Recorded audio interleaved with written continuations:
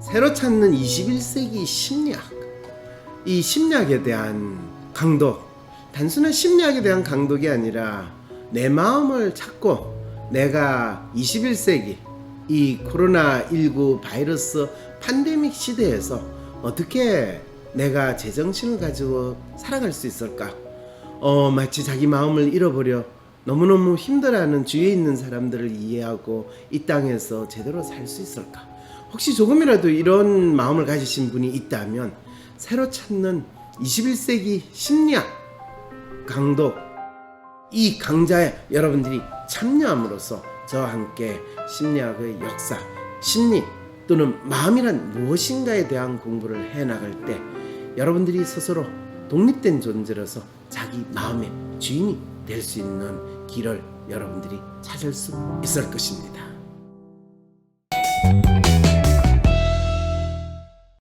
안녕하세요. 황상민의 심리상담소 황상민TV 시작하겠습니다. 네, 여러분, 제가 참 이 종로구 지역구 의원이신 이낙연 의원 전 국무총리였죠. 이분의 참 이름을 가지고 풀이를 하면 참 우리가 그냥 낙연 떨어지는 연이다 이렇게 되면 참 이분이 앞으로 큰 꿈을 꾸는 데 있어 어려움이 있지 않을까라는 생각을 했거든요. 그런데 이분이 어떤 공격을 또 언론에서 받았냐면 갭 투자를 했대요. 아니, 투자를 하려면 풀 투자를 해야지 어떻게 갭 투자를 하냐라는 생각을 했는데 제가 갭 투자가 무슨 말인지 잘 몰랐는데 이분도 사실은 자기가 한 거는 갭 투자가 아니래요. 그래서 대체 이게 뭔 말인가? 내가 참 요즘에 세상 살기가 참 힘든 건 많은 사람들이 이야기하는 이런 용어에 대해서도 좀 공부를 해야 되는구나. 대체 이 나라는 대체 어떻게 되는가? 단어 자체를 가지고 이렇게 이야기하는 게 참 시잘데기 없는 일이긴 한데 그래도 사람들의 대중의 심리 또 사람들의 마음을 이해하려면 낙연이 무슨 뜻인지 또 종로구에 낙산이라는 데가 있어요. 이 낙산은 또 뭔지 악산도 있고 낙산도 있고 이래서 악산에나 낙산이나 이래가지고 돌아가신 분들도 있고 막 이래가지고 종로구가 참 터가 참 세긴 세다 이런 생각까지도 했거든. 서울시 종로구에. 그래서 이 원래 정치 1번지라는 것도 다 이런 것 때문인가 이러니까 내가 언제부터 풍수지리학자가 됐나 뭐 이런 생각까지 들거든요. 근데 어떤 분이 어쨌든 갭 투자에 대한 사연을 보낸 거예요. 박사님, 부동산으로 돈 버는 것을 바로잡겠다던 그런 이낙연이 갭 투자를 했다. 아니다. 정치권 설전이 이어지고 있습니다. 부동산으로 돈 버는 걸 바로잡겠다. 부동산 투기로 돈 버는 걸 바로잡겠다 하는 거는 사실 우리 문재인 대통령께서 하신 말씀이에요. 그런데 문재인 대통령이 하신 말씀을 또 그대로 받아가지고 하시는 분이 사실 이낙연 이전에는 지금 대표군요. 이전에 대표 이재명 총리 지금 대표시거든. 그래서 이분이 참 총리 때까지는 나름대로 사람들한테 좋은 인상과 이미지를 줬는데 왜 이분이 진짜 떨어지는 연처럼 지지율도 떨어지고 이 본인이 별로 힘을 못 쓰는가라는 생각이 바로 이분 스스로가 자기의 이미지 그리고 대중들에게 본인이 총리 때 하는 모습을 그대로 당대표가 되고 또 대선 후보로 나가는 데서 유지를 하려고 하는 것 때문에 지금 문제인데 그걸 전혀 인식을 못하기 때문이다 라고 생각은 하지만 그걸 제가 이야기할 필요는 없는 거죠. 자, 그런데 대체 무슨 사연으로 이렇게 나왔는지 봅시다. 이낙연 대표는 지난 6월 총선 출마 지역구인 서울 종로구로 이사를 갔습니다. 이 스튜디오가 있는 종로구예요, 여러분. 원래 살던 서초구 잠원동 동아아파트를 19억 5천만 원에 팔고 와, 이분도 한재선 있으시네요. 종로구 홍파동 경희궁 자2 2단지 아파트에 보증금 9억 원의 전세로 옮겨가 지금도 거주 중입니다. 아니 그럼 10억 5천만 원은 어쩌지? 그걸 은행에서 다 있으면 현금으로 10억 5천만 원 있으면 이분 대단하잖아요. 이사 후 석 달 뒤, 그렇죠. 그거를 통장에 집어넣고 있는 놈 바보지. 그거는 가사 경제 완전히 꽝이에요. 서울 종로구 내수동 경궁의 아침 3단지 아파트를 전세 12억을 낀 채 17억 5천만 원의 배우자와 공동 명의로 구매한 것이 갭투자 아니냐. 아니 지금 이율이 거의 0% 있는 통장에 10억을 집어넣는 그런 미친놈이 있어요? 그거보다는 전세 12억을 끼고 그러면 한 5억 6억만 하면 뭐 취득세 세금 다 내더라도 5, 6억만 탁 투자하면 경희궁의 아침 3단지 아파트 지금 17억 5천만 원인데요. 제가 저거를 한 10년 전에 살까 말까 할 때는요. 반값이었거든요. 한 7, 8억밖에 안 됐어요. 제가 그때 그 아파트를 사기만 했더라도 저 인생 달라진다 뭐 달라지지는 않겠네요. 현금 5억이 남은 게 지금 중요한 게 아니에요. 본인이 적어도 지금 이 불확실한 시대에 사는 사람으로서 본인이 은행 통장에다가 현금을 재어놓기보다는 현금이 생겼을 때 적절한 투자처에 제대로 투자하는 것이 건전한 이 대한민국 시민으로서의 자세잖아요. 근데 그걸 가지고 갭 투자 아니냐고. 갭 투자가 어땠어? 네가 돈 빌려줬냐?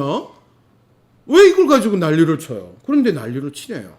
이낙연 측은 현재 사는 경궁 자의 전세 완료 시기 2020년 2월과 마침 같은 집이 있어서 매입한 것이고 실거주 목적이기 때문에 갭 투자가 아니다라고 했죠. 그렇죠, 당연히. 하지만 언론에서는 부동산 시세 상승이 예상되는 시점에서 전세 세입자가 거주 중인 주택을 매매가와 전세가의 차이, 갭만큼 지불하고 일단 구매하여 시세 차익을 노리는 것이라며 이낙연 대표의 주장은 일반적인 통념과는 다르다고 보도하고 있습니다.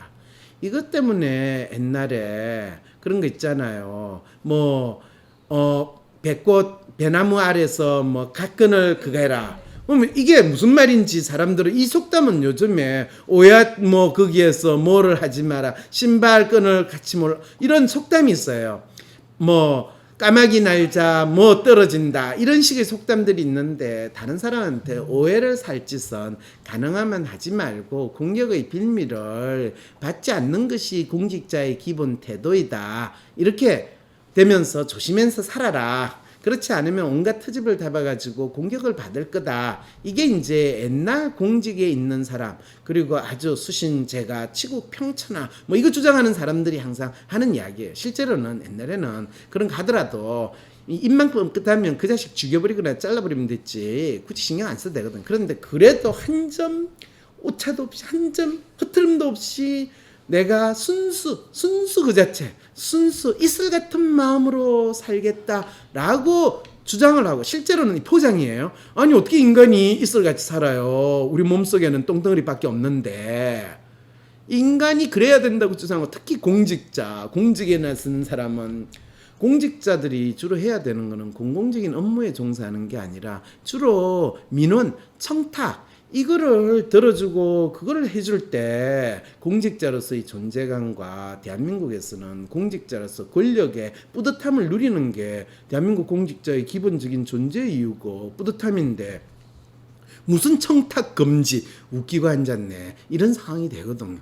그런데 그거를 지금 시세 차익을 노리고 네 집 사지 않았냐 그러면 이럴 때 그러면 내가 현금 10억을 통장에 고스란히 둬야 됩니까? 이런 질문을 하면 아니 장인이 빨갱이라고 내가 마누라하고 이혼해야 됩니까? 이 질문하고 톤은 비슷한데 이게 안 먹히는 상황이 되는 거야. 그러면 어떻게 고위공직자가 통장에 10억이 있는 이런 나라일 수 있습니까? 이러면 갑자기 아니 대한민국에서 국회의원을 서너 번 하고 도지사도 하고 국무총리도 하고 그리고 내 전직이 기자를 하면 기자에서 바로 국회의원이 돼도 20억 30억 재산이 있고 또 최소한 기자로 해가 공직자를 될 때 얼마나 숨겨둔 게 많으면 잊어버리고 사는 게 10억 정도 수준인 이 나라에서 내가 10억 통장에 두면 또 둔다고 또 난리를 칠 테고 또 그걸 투자를 했던 내가 나중에 공직에서 2022년 본인이 전세 완료되는 시기에 실거주 목적으로 들어갔다면 이것도 조금 웃겨요. 왜 그러냐면 2020년 2월에 이낙연 총리는 본인이 청와대에 살 건데 어떻게 2020년 2월에 입주를 해? 이분 지금 본인이 청와대에 들어가는 거를 포기했다라는 걸 지금 온 국민한테 이야기를 이렇게 할 수가 있는 거예요, 대체? 이러면서 본인이 대통령 후보가 되고 민주당 대표가 됐다면 이게 이분이 지금 대통령이 되겠다라는 이 치열함, 절대적인 그 마음을 가지고 지금 선거전에 놓는 거예요. 마음 태도가 안 돼 있어. 지금 이게 문제인 거예요. 저는 이분이 갭 투자를 했냐는 이게 이슈가 아니라 진짜 울고 싶어요. 저는. 그래도 우리 지역구에 있는 분이 대통령이 되면 그 지역 국민으로서 저도 조금이라도 어디 가서 너 어디 사냐? 야, 우리 지역구에 있는 사람이 대통령 된 건 너 알아? 나는 그런 동네에 살아. 야, 절박함이 없어요. 절박함이 없으면 인간이 자기가 얻고자 하는 거, 원하는 걸 이룰 수가 없다는 이거는 진리예요, 진리. 정부는 지난 6월 17일 발표한 부동산 대책에서 갭 투자를 차단하기 위해 주택담보 제출을 받아 수도권 규제지역 주택을 살 경우에 6개월 이내 실거주를 하도록 했습니다. 6.17 대책 전에 산 아파트이고 대출을 끼지 않았기 때문에 적용 대상은 아니지만 또 이 부분 때문에 따가운 눈총을 받고 있기도 합니다. 현금 부자만 집 산다는 것을 몸소 보여줬기 때문에 서민이 박탈감을 심화시켰다고. 세상에. 아니 대한민국에서 이 나라가 아무리 개나 소나 다 대통령하고 같이 맞먹는 나라가 됐다 하더라도 국무총리를 하고 도지사를 하고 국회의원을 3번을 하고 번듯한 신문사 기사 생활을 한 사람을 서민이라고 취급하고 서민하고 같이 상대적 박탈감을 심화시키다. 이게 제정신의 마음으로 기대하는 거예요. 이거는 트럼프 보고 이 자기 자가용으로 타지 말고 내처럼 이코노미석 타고 다니고 비행장에서 1시간 2시간씩 기다리려고 이야기하는 그 소리하고 똑같잖아요. 이런 말도 안 되는 논리를 가지고 지금 본인이 살아가려는 이거 포장지도 이만저만한 이건 질소 포장보다 더 심한 산소 포장이냐 아니면 무슨 포장이냐 이런 상황이 되는 거예요. 전세 9억 원짜리 집에 들어갔고 계약 기간은 다 채워야겠는데 계속 종로구에서 살긴 해야겠고 남은 돈 가지고 같은 동네 다른 아파트를 전세 끼고 사둔 것이라고 생각되는데요. 만약 이낙연 대표가 원래 살던 서초구 아파트를 19억 5천만 원에 팔고 종로구에서 바로 다른 아파트를 구입하여 이사 왔다면 또 어땠을까요? 뭐 별 문제가 없었겠죠. 그런데 본인이 청와대에 들어갈 건데 그걸 바로 사면 그거 참 곤란하잖아요. 문재인 대통령도 집을 샀는지 안 샀는지 모르겠지만 잠시 종로구에 있다가 들어가셨거든요. 그리고 참 이럴 때 누가 어떤 투자 전략을 하는 그 사람 개인이 그건데 어쨌든 저는 안타까운 건 이분이 청와대 간다는 것에 대한 절실한 분명한 목표를 설정하지 않았다라는 거 이게 지금 안타까운 거죠.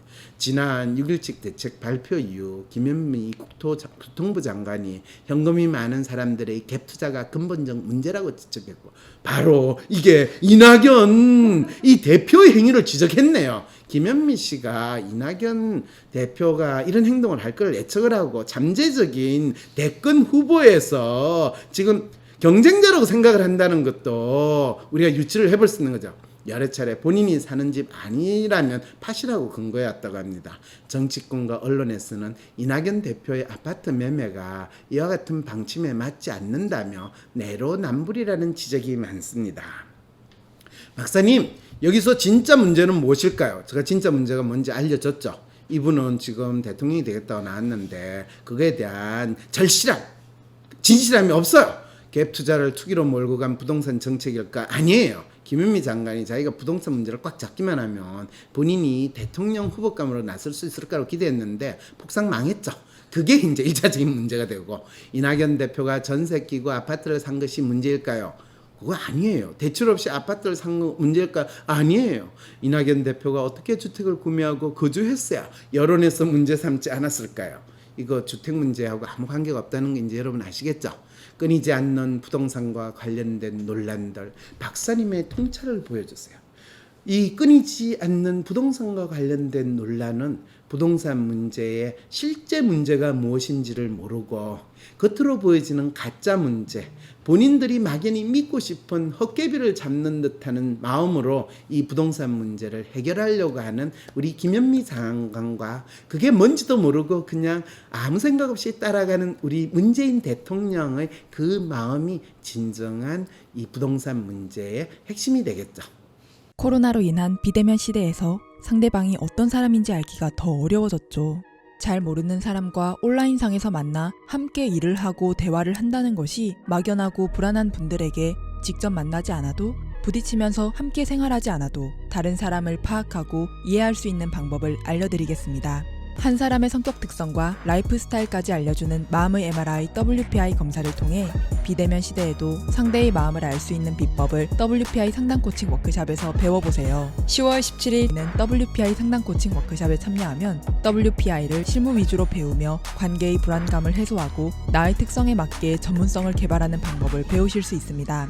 아울러 진로, 연애, 공부법, 대인관계, 번아웃 등 현실적인 문제를 나의 성격 특성에 맞게 해결하는 비법까지 얻어가실 수 있습니다. 코로나19 이후 달라진 세상에서 위기를 기회로 바꾼 사람들의 선택 WPI 워크샵 신청 문의는 위즈덤 센터. 사람들을 잘 알면 좀 더 잘 지내지 않을까? 사람의 성격을 알 수 있는 검사 WPI. 내 성격도 알아보고 친구들의 성격도 알아보며 사람들과 더 잘 지낼 수 있는 비법을 WPI 검사에서 찾아보세요. 알아가는 재미가 쏠쏠하답니다. 검사는 황상민의 심리연구소 사이트에서 하실 수 있습니다.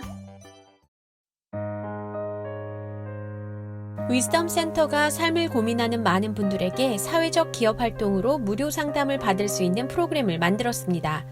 상담 비용이 부담스러우신 분, 자신의 고민이나 아픔의 정체가 무엇인지 알지 못해 상담을 주저하셨던 분을 위해 상담 기회를 제공합니다. 상담을 통해 자신의 마음을 확인하고 자신의 문제에 대한 통찰을 경험할 수 있을 것입니다. 황상민 박사님과 1대1 비공개 상담을 할 수 있다고요? 비슷한 WPI 프로파일, 상담 사연을 봐도 알 수 없었던 자신의 본질적인 문제를 파악하고 생각지도 못했던 실용적인 해결 방법을 얻으실 수 있습니다. 자기 삶의 통찰을 얻으시고 반복되는 문제에서 벗어나 원하시는 삶을 살아가세요. 관련 문의는 위즈덤 센터로 연락 바랍니다. 때론 귀여움으로, 때론 멋진 스타일로, 때론 호통으로, 또는 날카로운 통찰로, 때론 허당미까지 당신의 불면을 밝혀줄 황상민의 심리상담소가 훨훨 날아갈 수 있게 작은 약속이 모여 응원해주세요. 후원해주세요. 당신의 후원으로 쑥쑥 크는 황심소. 해피 나눔을 통해 후원 가능합니다.